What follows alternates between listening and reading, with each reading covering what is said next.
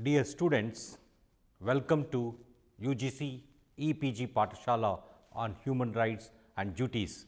My name is Professor YSR Murthy.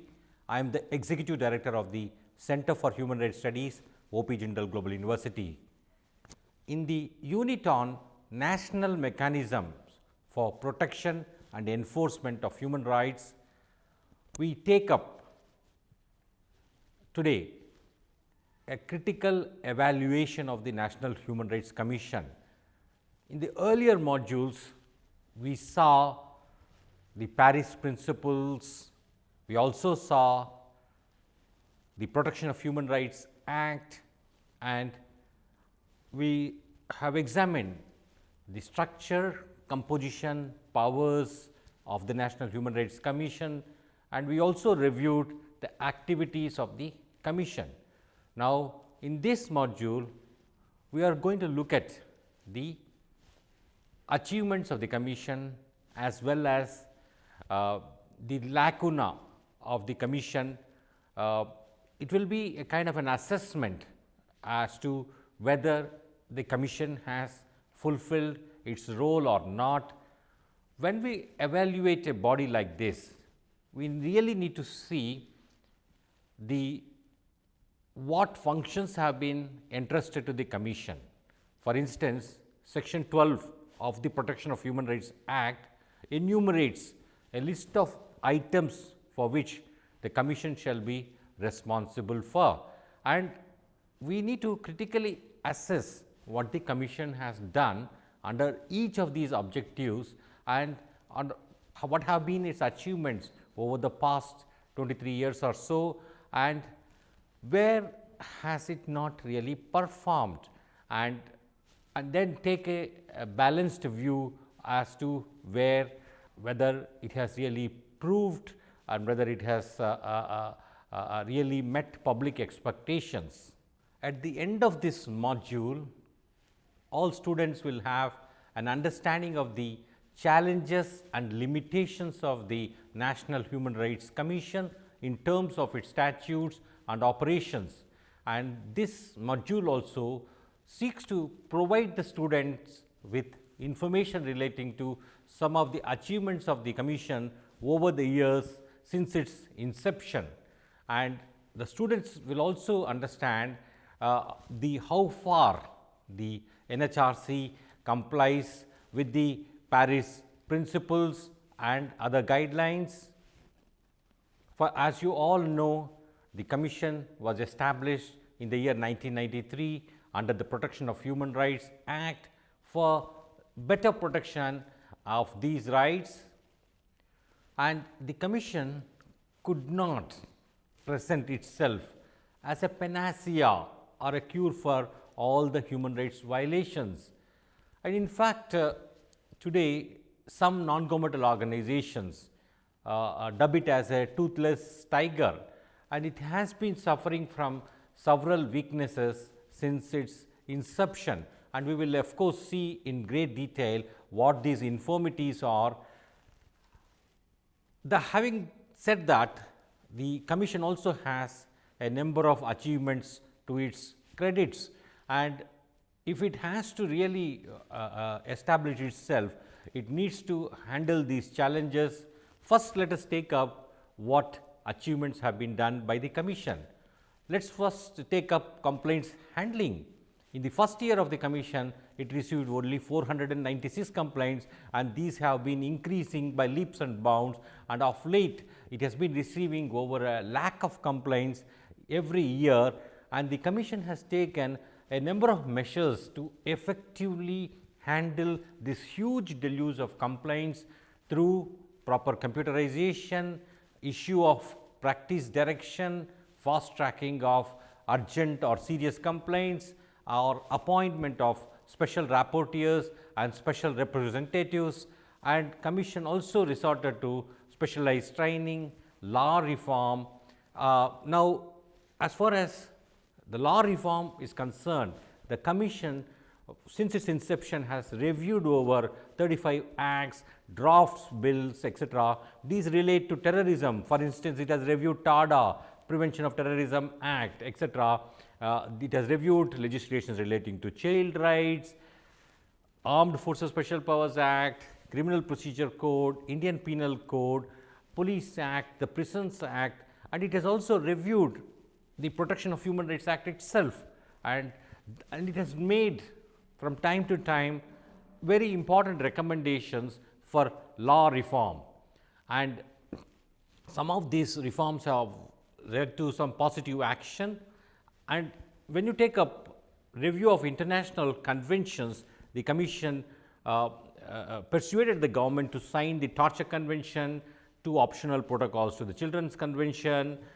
As a result of the Commission's efforts, the Government of India signed and ratified the Convention on the Rights of Persons with Disabilities, and the Commission in fact recommended a number of other international conventions to the Government of India for its consideration and review, and of course some of these are still awaited, but as far as the review of international conventions are concerned, the National Human Rights Commission can take some pride in quite a few achievements. Of course, in the year 1997, as a result of the NHRC's persuasion, the Government of India signed the Torture Convention, but it is yet to ratify it, and the Commission has been maintaining consistent pressure on the government to ratify the UN Convention relating to torture, cruel, inhuman, degrading treatment or punishment. Now, let us take up what the Commission has done as far as spreading of human rights literacy and awareness. It has prepared source books on school education, it has prepared materials for teacher training, and NHRC has also prepared materials for development of courses in colleges along with the University Hand Grants Commission UGC. It has prepared courses on human rights for training of public servants, police officials and members of the armed forces. It has also encouraged and supported non-governmental organizations in their function of spreading awareness and literacy. And of course, unless one spreads information about the human rights awareness, it cannot be secured. Now, let us look at the NHRC's provisions with regard to violations committed by security forces. As far as violations committed by Army is concerned, the Commission can at best ask for a report from the government and it cannot investigate. So, this lack of jurisdiction over violations committed by armed forces hampers the effectiveness of the Commission, especially when armed forces are responsible for few violations of human rights. The lack of plurality in the Commission is also a cause for concern. For instance, the composition of the NHRC at present does not reflect the plurality that is required under the Paris Principles. There is no adequate representation of the women, scheduled castes, scheduled tribes, minorities, persons with disabilities and other vulnerable sections of the society. For instance, why is this plurality important? When the composition of the Commission plural in nature, it enables civil society, it enables people from these vulnerable sections of the society to identify it themselves with the Commission and approach. So, it enables better access of the Commission to persons belonging to these marginalized groups, and in a way it is an extremely critical requirement, and there is a lot more that needs to be done in order to make the National Human Rights Commission truly a plural body. Now, let us look at the lack of enforcement powers. The NHRC does not have the power to enforce its orders, and which are treated as mere recommendations. When NHRC makes a recommendation and if there is a unwillingness on the part of the authorities to accept these recommendations or act upon those recommendations, the Commission is forced to approach the Supreme Court or the High Court for issue of orders and writs in order to secure compliance with its recommendations. It has done it on a few occasions in the past, but this lack of enforcement powers is a or it represents a major challenge to the Commission. And the moment everyone knows that it is only a recommendatory body and it does not have power to issue binding orders or writs, one can only imagine what the state of compliance will be. There are a number of operational problems.